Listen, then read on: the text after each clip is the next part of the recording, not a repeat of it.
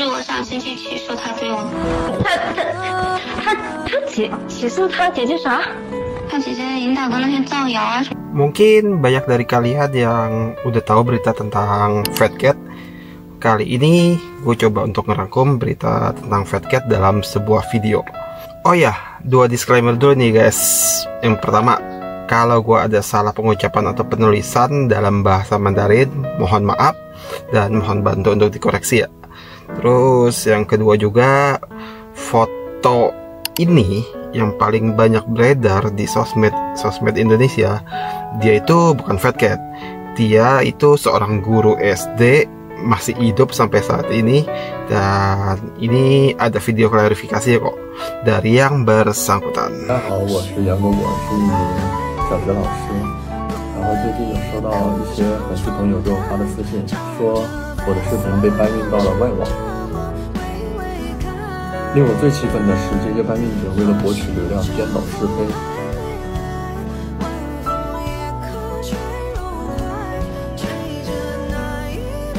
在此，我想说的是，侵权可耻，搬运消费更可耻。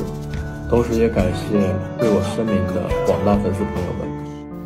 Fat Cat asli tuh yang ini.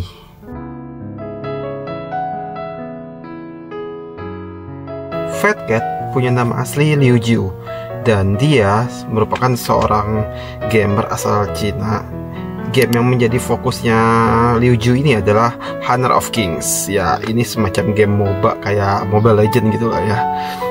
Kalau kalian coba cari game ini di Play Store Indonesia dengan cara yang biasa, ya kalian nggak akan nemu karena game ini nggak disediakan di region kita.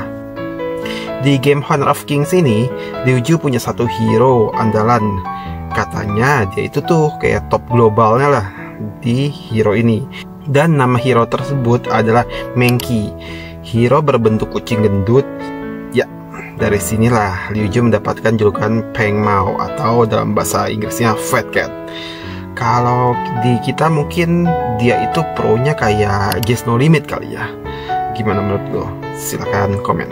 Fat Cat ini juga berasal dari keluarga yang broken, sehingga menurut netizen Cina sana, Fat Cat memang kurang perhatian dan kasih sayang dari kedua orang tuanya.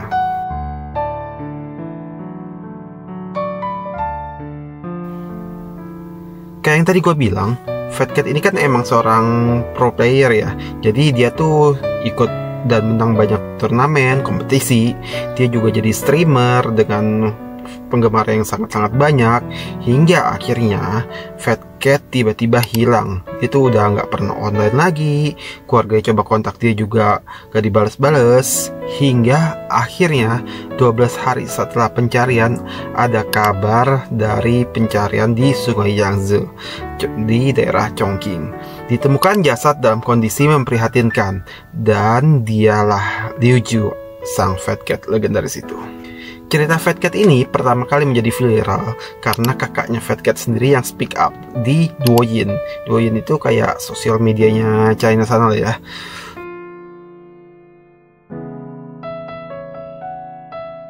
Menurut chat yang beredar dari kakak Fat Cat, awal mula kenal dengan Tanzu itu berawal dari game. Jadi kayaknya ada momen entah mereka abis mabar, main bareng, atau mungkin Tanzu ini salah satu orang yang lagi nonton live streamnya Fat Cat. Setelah gamenya selesai, si Tanzu ini ngechat Fat Cat. Dia kayak muji-muji Fat Cat gitu. Oh ya, FYI juga ya, Tanzu ini 6 tahun lebih tua dari Fat Cat ya. Dari sanalah akhirnya mereka semakin dekat hingga akhirnya mereka pacaran. Tapi kalau gua baca-baca chatnya ya, buset, ini cewek sih jago ya kode-kodeannya. Coba deh lo baca sendiri.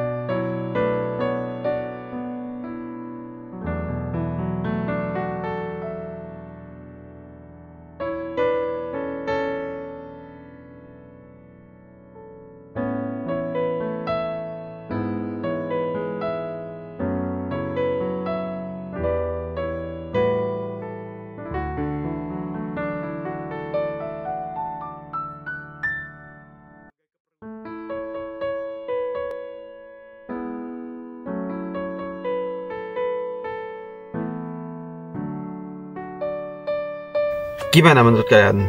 Tuh cewek emang player gak sih? Silahkan komen.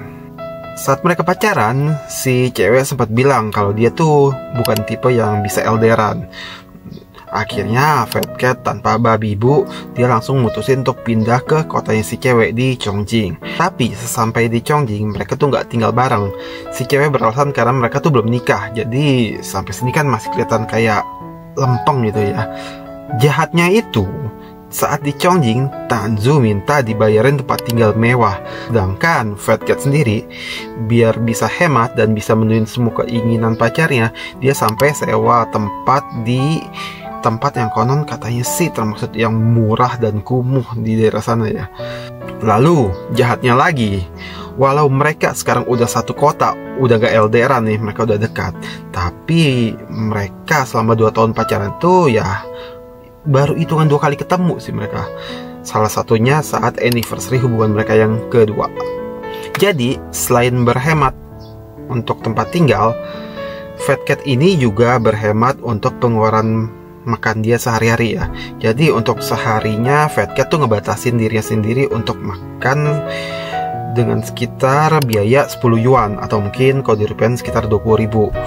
Jadi setiap hari ini dia tuh cuman makan sayuran, dan itu pun cuman sehari sekali. Tadi kan lu lihat di chat yang sempat gua kasih unjuk kalau Fat Cat bilang dia tuh udah kasih semua penghasilan dia minggu ini ke pacarnya. Terus ada momen dimana mungkin Fat Cat tuh udah bosen banget makan sayur. Dia tuh bilang ke pacarnya kalau dia tuh pengen makan McD. Tapi pacarnya cuman bilang, ya makanlah gitu. Padahal Fat Cat tuh udah bener-bener gak megang uang karena semua uangnya udah dikasih ke pacarnya ini. Terus si pacar cuman bilang, kalau uang lu habis ya intinya lu kerja lagi lah gitu. Bener-bener bikin darah tinggi orang kumat gak sih nih orang? Makin panas. Sabar. Jadi untuk bisa menuhin semua keinginan pacarnya ini, mulai dari katanya vaksin lah, beli gelang lah, bayar tempat tinggal, jalan-jalan sama temennya, rayain ulang tahun, buka usaha toko bunga. Fat Cat itu selain jadi streamer, ikut turnamen, dia juga sampai ngejoki loh. Dan dia sampai minta job joki terus-terusan gitu sama pemilik akunnya. Sampai pemilik akunnya tuh bilang, lu jangan kerja terus, lu juga butuh istirahat. Soalnya pemilik akun itu ngomong karena Fat Cat itu tiap kali dia dapat job tuh dia kerjain dengan sangat-sangat cepat gitu. Bahkan boleh dibilang katanya sehari Fat Cat bisa ngejoki atau ngegame itu sampai 14 jam per hari. Itu baru ngejokinya ya, belum dia nge-streamer dan lain-lainnya. Semua Fat Cat lakukan karena mereka punya rencana indah yang Fat Cat dan pacarnya rencanain. Jadi di bulan Mei mereka tuh berencana untuk menikah. Tapi kenyataannya di sekitar bulan Maret 2024 pacarnya ini mulailah cari gara-gara. Mulai dari berantem-berantem hingga akhirnya si Tanzu ini minta putus dari Fat Cat.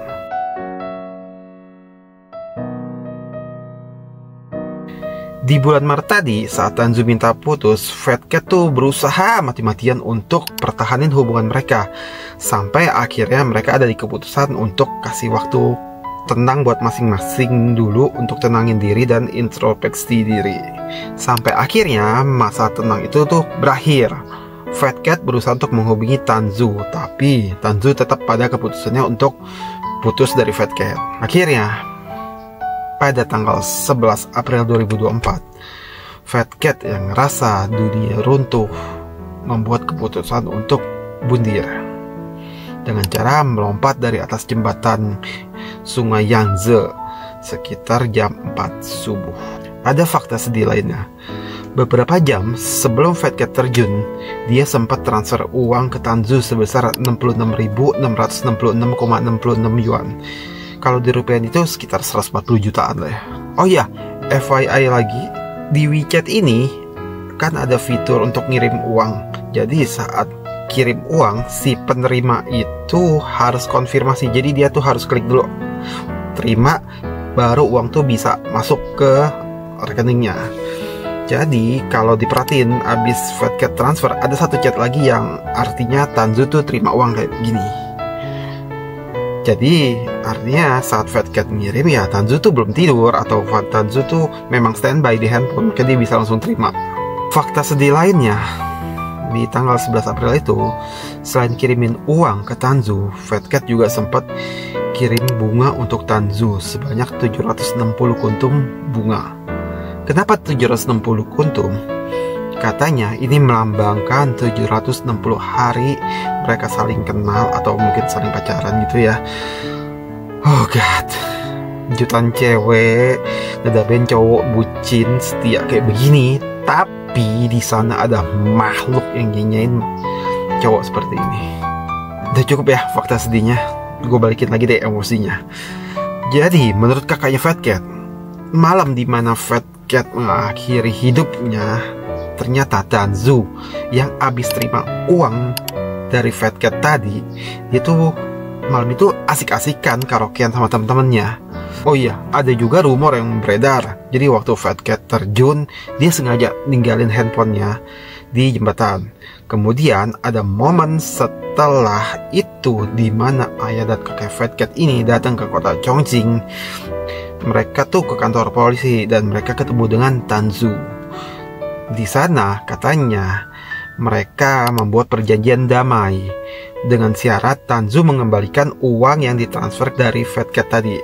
Saat itu Tanzu transfer ke keluarga Fatcat sekitar 136.000 yuan. Setelah itu kakaknya Fatcat nerima HP peninggalan dari Fatcat tadi kan. Kakaknya coba ceklah histori chat mereka dan ternyata di sini kakaknya kaget. Ternyata uang yang dikasih Fatcat ke Tanzu itu totalnya bukan 136.000, tapi jauh di atas itu, yaitu sekitar 510.000 yuan atau kalau dirupiahin sekitar 1,1 miliar lebih. Kakaknya yang gak terima, udah kehilangan adik, terus dia dibohongin habis-habisan sama si biang keroknya ini. Akhirnya speak up lah, dia diduoin kayak yang awal tadi gue bilang ya. Selain dari chat sama Tanzu, kisah akhir Fatcat juga ada di chat antara Fatcat sama teman-temannya. Jadi di sana Fatcat sempat bilang kalau dia tuh udah capek banget ngejoki. Dia juga curhat kalau dia tuh udah gak punya uang. Rencana nikahnya batal, pacarnya minta putus, hingga dia tuh udah gak sanggup lagi untuk itu. Bahkan sama temennya ini dia kayak kasih spoiler gitu ya kalau dia memang pengen pergi, karena terakhir dia bilang di kehidupan selanjutnya dia tuh nggak mau makan makanan seharga 10 yuan lagi, dia tuh mau makan McD. Makanya dari chat dia yang ini dan yang ini, juga dari DP sosmednya dia yang ini, banyak banget netizen yang setiap hari pesan McD dan makanan lain untuk dikirim dan ditaruh di jembatan tempat Fatcat terjun.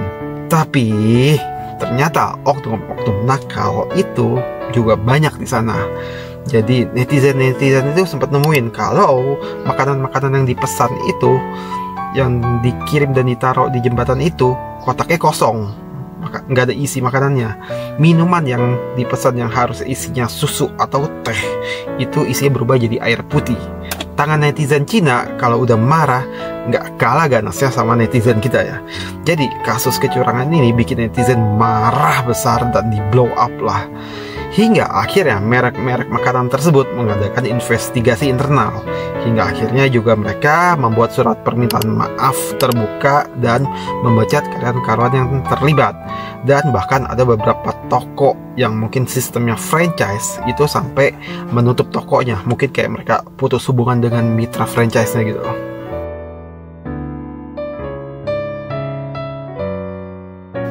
Setelah kasusnya benar-benar viral di Cina, bahkan sampai ke negara-negara lain termasuk di negara kita, Tanzu banyak diserang sama netizen. Info pribadinya dikorek abis-abisan, mulai dari nama, tempat tinggal, orang tua, jumlah saudara, dan lain-lain itu dikulitin abis-abisan lah sama netizen sana. Akhirnya karena nggak kuat diserang terus-terusan sama netizen, akhirnya Tanzu keluar dan membuat video permintaan maaf di sosmed. Inti dari videonya sih dia bilang dia nyesel udah nyanyiin Fat Cat. Tanzu bantah kalau dia minta uang ke Fat Cat. Tanzu juga bilang kalau dia tuh udah ngembalin uang sebanyak 136.000 yuan ke keluarganya Fat Cat. Mungkin yang dimaksud itu uang yang tadi dikasih ke bapaknya sebagai jalan damai itu kali ya. Tanzu di videonya juga sempat kasih unjuk surat pemeriksaan dari psikiater gitu, yang intinya dia tuh mau bilang kalau dia tuh juga depresi atas kepergiannya Fat Cat. Tapi di video Tanzu ini dia tuh banyak banget dikritik sama netizen karena Tanzu dianggap nggak sopan karena pakai celana pendek saat melakukan video permintaan maaf. 大家好，我就是谭竹，今天是我第一次露脸，很抱歉以这种方式认识到大家。其实对于这段感情，我真的很后悔。猫猫，是我没能够好好珍惜你，我现在只想和你和好，你回来好不好？是我辜负了你的真心，对不起。 Akhirnya Tanzu buat video yang kedua dengan pakaian yang lebih sopan, tapi tetap aja dia itu nggak lolos dari sanksi-sanksi sosial dari netizen sana. Bahkan ada bestinya Tanzu yang bantuin Bella, dan dia bilang kalau ini tuh bukan sepenuhnya salah Tanzu. Pacaran putus itu hal yang biasa. Cowok keluar uang untuk pacarnya itu juga hal yang biasa. Jadi tolong stop bully teman gue. Ya kira-kira begitulah pembelaan dari temannya Tanzu ini. 我是谭竹的闺蜜雅丽，我想在这里说一件事情哈，他们的这份感情早晚都会结束的，因为他这种人跟谁谈都是一样的结果。他内心太脆弱了，跟我闺蜜根本就无关。 所以大家不要再说我闺蜜了，嘴下留情。大家好，我是谭竹的闺蜜，我希望大家不要在网络上再跟风了，本来就没有多大的事儿，就是谈个恋爱闹个分手而已。对于这段感情，只是胖猫太在乎了而已。男人给女人花钱不是理所应当的吗？我闺蜜她又做错了什么呢？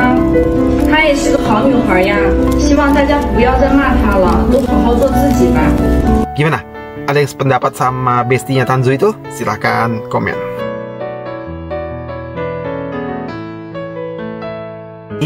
Di sana tuh ada gosip lain yang beredar, tapi ini belum bisa dipastikan ya kebenarannya ya, belum bisa dikonfirmasi. Jadi menurut gosip yang beredar itu muncul seorang netizen perempuan yang dia tuh ngaku-ngaku kalau dia pacaran sama Tanzu. Jadi Tanzu itu mungkin bagian dari pelangi ya. Pacarnya Tanzu yang perempuan ini dia tuh nggak tahu kalau Tanzu tuh udah punya pacar laki-laki si Fat Cat. Sampai akhirnya di tanggal 23 Januari 2024 temennya ini ngasih tahu kalau Tanzu tuh ada ngepost foto bareng sama cowok, dan fotonya itu ya foto waktu anniversary 2 tahunan mereka. Si orang ini juga bilang kalau dia punya chat mesra dan foto bareng sama Tanzu di HP-nya, tapi untuk alasan privasi dia tuh nggak akan umbar ini di sosial media. Kira-kira gimana? Lo percaya omongan dia atau enggak? Ya. 具体金额是多少？还有没有双向被索要的留？没有，51的转的钱，那些手机、什么黄金、什么驴包包都。弟弟他是晚上12:36的时候从他住的地方出来的，然后他期间去了女主住的地方，把东西放到他门口。他是12:48打的车去的。 说弟弟冷暴力啥的，他对谁都这样子，对我也是不回我信息，每次都是我找他，妹妹也是找他说话，也是他主动，他就是一个这样的人。你说你又要他要跟你说很多话陪伴你，那他咋能去打游戏去挣这么多钱呀？他哪有钱？走不出，看不破。 潺潺流水终于穿过了群山一座座，好像多年之后你。 Jadi waktu gue lagi edit video ini, gue dapat update terbaru rekaman di mana si TZ ini hadir dalam live stream dalam bentuk chatroom gitu. Jadi ini kayak chatroom tapi dalam bentuk voice gitu. Nah, jadi si TZ ini sempat kasih klarifikasi dan dia juga sempat ditanya beberapa pertanyaan sama si host itu. Ya, videonya sih kurang lebih 10 menitan ya. Mungkin bisa kalian dengar sih. Enjoy. 只会看他姐姐发的那些东西的。因为你发的东西是没有去推翻他姐姐的言论，就是说他姐姐说你只是为了钱和他弟弟在一起，去无限的去压榨他弟弟，知道吧？所以让他弟弟没有求存空间了，就是你在压榨他的弟弟。然后你看到那个美团截图没有？你知不知道他每天吃10块钱的外卖？他有个美团截图。当时我知道之后，我就说你不要再吃那些东西了，你来我家我给你做饭吃。然后他拒绝了。然后他说不要呀，来我这里你给我做很多吃的，我会长胖的。他截图有吗？有，这个怎么会没有截图呢？而且这些截图我都已经给他发到那个我的声明里面去了，你的声明太多了，有个。你现在是你朋友和你一起的是吧？也行，因为这样的话对你的安全也有一定的保障。我真的不理解，我知道他吃那个外卖我知道他对他自己不好以后，就是吃那个什么几块钱的外卖的时候，我也很心疼。我说你不要再这样子吃了，你过来我给你做饭吃。但是不是的，他是这样的，但是问题是什么呢？就是说，大家看到的可能只是觉得你只是说而已，因为说这个东西它是很明确的。如果你真的想给他做饭的话，肯定是直接送去他家，你肯定知道他住在哪里，对吧？他来重庆之后，我说我去接他，我问他几点的票，我去接他，他也说不要，他说不要，你不要来接我，我太邋遢了，我要收拾好之后才见你。然后这个我理解，因为毕竟他喜欢我，他肯定想收拾好自己，我理解，所以我没有去接他。然后他到了之后，他就直接跟我约了一个吃饭的地方，我们两个就去吃饭在那里了。然后去了吃饭那里之后，我就问他，我说你来重庆干了什么？我帮你布置吧，帮你布置你的生活用品什么的，我还把我家的被子什么的也给他拿过去了。对，我看到这个了。他说他把被子都什么还给你，我好像看到这个截图了，抖音上面。然后我后面问他，后面就是我担心他一个人在那边不好，我就问他，我说你的门牌号是多少？我说我这边下班了我就过来陪你。然后他也不说。你到现在为止都不知道他们家的门牌号吗？对呀，不知道啊，因为他一直都不告诉我呀。那他拿被子是怎么拿的呀？我是吃饭的时候把被子那些拿去给他的。一般都是他送你回家，然后所以你就没有去过他家，也不知道他家住在哪里。我说我要去你家找你，然后我在他家楼下，他都不告诉我他的门牌号。但是我觉得但是你这样的话，大家也不会相信啊，因为现在的大家的视角都是觉得他很爱你，他怎么可能会不告诉你他住在哪里啊？所以如果你这样说的话，你没有证据的话，大家是不会去信。还有就是你的那个聊天记录里，大家说就是你为什么要一直问他要钱？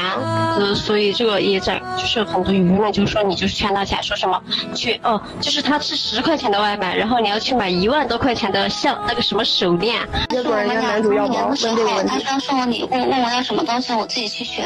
现在还是要去联系他的姐姐，最重要的还是得联系他姐姐，获取他姐姐和妹妹的原谅，然后估计才会平息，不然他就会持续发展。你看你刷的那个上面都已经上那个热搜第1了，都是。你说抖音吗？还是哪里？微博吗？对，他都刷的那个就是已经是第1了。其实他父母，他都是一个单亲家庭，他父母和他几乎估计也没多大的接触。他父母都没怎么管他。对呀，所以他父母都没这么管，就是他姐姐和妹妹这一点，你得去沟通好，要去知道他那个姐姐和妹妹的诉求是什么。比如说，这个那个啥。觉得你明天还是应该去联系一下他姐姐妹妹，你不能去逃避，你不能说总是说什么让那个什么最后的，就是让阿 Sir 去处理。可是我联系他们，我怎么能我就跟他们道歉，然后问他们的需求嘛？对啊，就肯定是让我还钱。那我早就跟他们讲过了，我说你去起诉我，法院判多少我还多少。是这样的，其实我觉得这一点是什么呢？就是说，对啊，他们就是想让你还钱。那51万减14万的话，现在应该是还有40多个吧。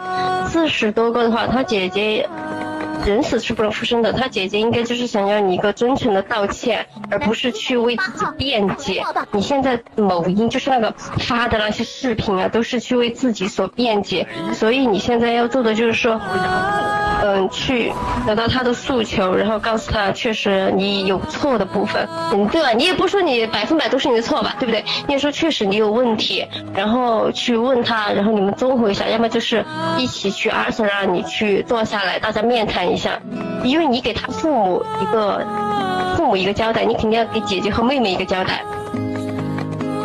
可是的话，有没有想跟我提，就是我现在去找他们道歉了、和解了，然后退钱了的话，那他们对我的伤害呢？他们就是人肉我的那些东西，然后污蔑我的东西呢？我跟你讲，就是人肉你的这个东西啊是两码事，因为人肉你这个事情啊是网友做出来的，并不是他姐姐做出来的，这是两码事，我们要一码事归一码事，你要先解决就是这个男主解决的事情，然后再去解决什么人肉，那些人肉你的你可以截图下来，该起诉该怎么样都看你，知道吧？然后你要先解答他姐姐这个东西，他姐姐没有去发布你的各种什么手机啊这种东西吧？对，只是发了你和他弟弟的聊天记录，对不对？这个是很正常的，这个也是很合理合规的。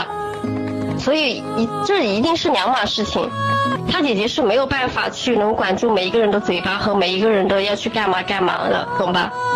所以说这是两码事，你要先去解决他姐姐那个地方。不是我想先去起诉他对我，他起诉他姐姐啥？他姐姐引导的那些造谣啊什么的呀。不，我觉得你这一观点有一个误区是什么？就是他的姐姐并没有去造谣你，为什么呢？因为他姐姐所发的都是真的，都是你和他弟弟真实存在的聊天记录，知道吧？那也没有诬造。可是他的字数里面很多是假的呀。字数是吧？这个东西是这样的，人他就是每个人他对一件事物他都是有不同的角度和看法的，懂吧？就比如说啊，他看到这个聊天记录，他觉得是你在无下限的问他弟弟要钱，而你的这个角度是什么？你的弟弟爱我，你的弟弟愿意给我钱，所以你们是两个角度，知道吧？他只是就是你知道有一个叫什么自由言论吗？知道吧？他只是把自己的想法说出来，这个是合理合规的，知道吧？你去告他也告不赢的，所以说他去陈述他的事情，然后你现在发的声明也在陈述你的事情，懂不懂？懂吧？这个都是你们自己的主观意识点。